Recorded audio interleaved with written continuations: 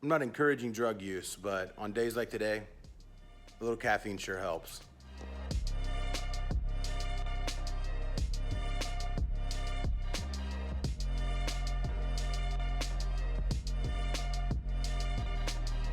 First, we sold the last two, I'm pretty sure this is the last two, of the CD players. So, we're getting about 16 bucks a piece out of these, plus shipping, and we paid $5 each. So, making a decent profit there, tripling, a little more than tripling our money. Plus, the buyer's paying shipping, so yeah, pretty good deal. We've sold out of these officially now, and I think we've also sold out of our tape decks. So I wish I had more because obviously they're selling for Christmas, but hopefully, if you can see that, I have some tapes in there. I have more in our vendor booth. Hopefully they'll start selling, and I can move these through the Christmas shopping season.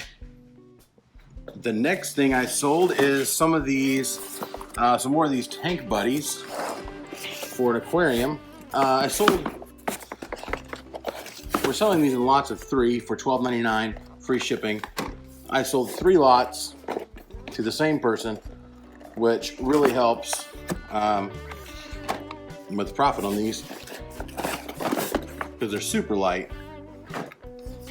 There we go. I still have several of those left. And like I said before, those were basically free for all practical purposes because they were in the big pallet buy that we did that, and it wasn't really counted. We counted the more expensive. Those were in the big pallet buy we did, and we didn't really count the cost of goods on these because we only counted the more expensive items like the automotive fluids and things like that. So these were basically free for us. Okay, we also sold some mechanics gloves, which will probably be in this tote here. Because there's a lot of gloves in here. I'm guessing probably all of the gloves. That needs moved into a different container. Let's see. These were a light blue color XL Mechanics brand gloves.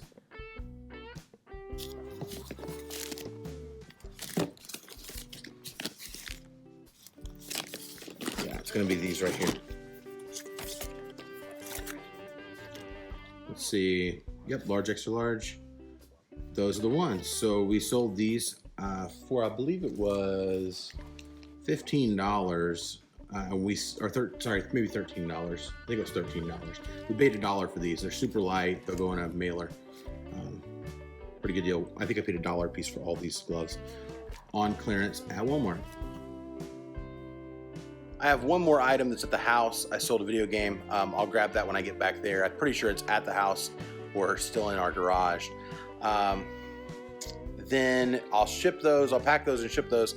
But then tonight, it'll be in the same video. Tonight, I'm gonna pick some more orders that have to go out in the morning. So I'll get these done. And then later on in the video, you're gonna see that one item I have to pick up at the house, and then I'll pick a second time, which we sold some games and different things. Had a pretty good day, actually. I think I've sold over $100 worth of stuff today, and I wasn't really expecting to have a good day, so I'll take it. This is completely random, but if any of you have ever done any crypto mining or dabbled in it or have any words of wisdom for me, I got these. These are ASIC miners for mining Bitcoin, and I just don't think there's any profit to be had in that with electricity costs factored in. So I did get these in trade though for a couple of PS2 games. So I really want to plug them in and just learn how to do it. So if it makes sense in the future to mine, Bitcoin or Ethereum or some other altcoin. It's a little bit off topic, but I just happened to remember these were sitting here. If any of you have any interest in that or experience with it, let me know. It's something I'm really interested in. I've been investing in some cryptocurrency, and I thought it'd be kind of neat to at least learn how to do the mining and see if there's a way to make that make sense. I don't know about you all, but this isn't the only thing I do. Obviously, I'm talking about cryptocurrency. I'm not going to spend time on the channel talking about that really, but I do a lot of different things to make ends meet. I have a marketing business, which is my main income, my main business. This is something my wife and I have done on the side for a long time. The eBay and Amazon online reselling kind of thing. But I do invest in the stock market and in cryptocurrency and some things like that. So anyway, something I might bring up from time to time. I'm not going to spend time doing videos on it, but if that's something you guys do, I'm sure you do. I'm sure we've owned a couple rental houses. I actually just sold my last rental house this year, and I'll probably in the next couple of years maybe get back into that and buy a duplex or a fourplex or something. So if that's something you guys are interested in, though, I have thought about doing a second channel at some point if I get enough traction here. Do a second channel and talk more about the investing side of things. But anyway, give me your feedback on that. I know a lot of you probably do the same thing. You probably have a lot of different income streams, and that's kind of what me and my wife do as well. So anyway, one thing to get for now, at least, that's right here. Red Dead Redemption 2 is only one disc. It's not actually the entire game, it's the data disc. So just the data disc, the case, and the map, and the manual. And we sold this for 20 bucks. So I bought it for $1, sold it for 20. Not a bad deal. I've sold that on the Xbox One and on the PS4 now for about 20 bucks with one disc missing. So don't pass up games necessarily just because they're missing something. This one is not even rare or anything. It's just desirable. So yeah, that's it for now. I'll have some more stuff later this afternoon or this evening, which for you will be in 3 seconds. Okay, we're picking up a few more things. Chip. This was actually something I bought for my car and didn't need because I'm trading my car in. So I'm going to try to either return this, it's like about $100, or maybe sell it on eBay. Anyway, we sold some of these board games. I have a ton of these. I have some at our vendor booth, and I kept ones for myself, and I hadn't sold any yet. And I got an offer for 12. I think we have these listed for like 29 plus shipping. Got an offer of $12 plus shipping, and I thought, you know what? I'm gonna take it, get rid of one. They're paying for the shipping. We're not gonna lose anything. I paid $5 a piece for these, I think.